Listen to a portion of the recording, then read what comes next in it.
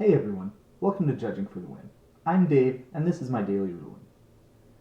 Amy casts Vines of Vastwood, and Nick changes the target to his Spellskite. Afterwards, Amy plays a Giant Growth. Nick wants to change the target of that to his Spellskite also. Can he?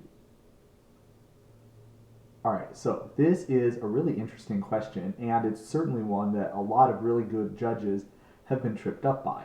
So, let's take a look very carefully at the text of Vines of Vastwood. As you can see, it says target creature can't be the target of spells or abilities that your opponents control. Now, whenever a card uses the word you in its text, what that means is it's referring to the person who controls that card. So, even though Nick changed the target of Vines of Vastwood, Amy is still that spell's controller, and so therefore Amy is the person who the you refers to. So that means that this turn, Spellskite cannot be the target of spells or abilities controlled by Amy's opponents. So Nick is not able to target Spellskite, but Amy certainly can. Therefore, it's totally legal for Nick to change the target of Giant Growth into his Spellskite also, because there's no reason why he wouldn't be able to. Now, if Nick tried to play some other spell to buff his Spellskite, well, that would not be okay, because we just found out that anybody who's Amy's opponent is not able to target Spellskite this turn. So, a couple of other kind of interesting related questions before I let you go. First of all, let's take a look at this card, Mirror Metal. Now, this card has a couple of really interesting twists on this original question. For starters, it says that the creature gains hexproof. So, if Spellskite somehow got hexproof, then things would work a little bit more like what Amy was expecting. So, hexproof also says that the thing that has hexproof cannot be the target of spells or abilities that your opponents control. However, because in this case the hexproof is on the Spellskite, that means that the Spellskite's controller is who the you refers to.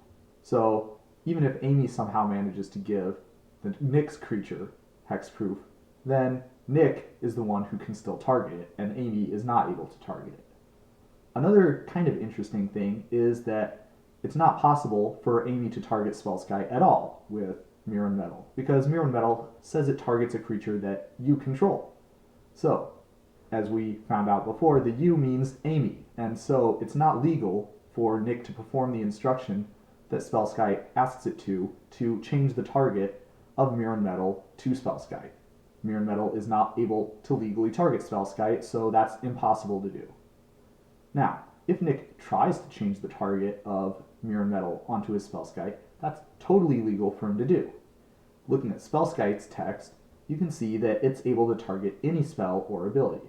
One that I control, you control, one that targets my creatures, one that targets your creatures, even something that doesn't have any targets at all. It's legal for you to use Spellskite to attempt to change the target of any spell or ability, whether it has targets or not. Okay, so that's not exactly true. You can't target mana abilities because those don't go on the stack, but anything else is fair game. Now, if Nick tries to do this, he might want to take it back because that's not a good idea to make that play, but that's not possible because he didn't make any mistakes or do anything against the rules when he activated Spellskite's ability. So if that happens, then Amy's spell will continue unmolested and able to target whatever the original target was. So, that's all I have for you today. How did you do? Join me again tomorrow for another daily ruling, but until then, I hope you have a great day.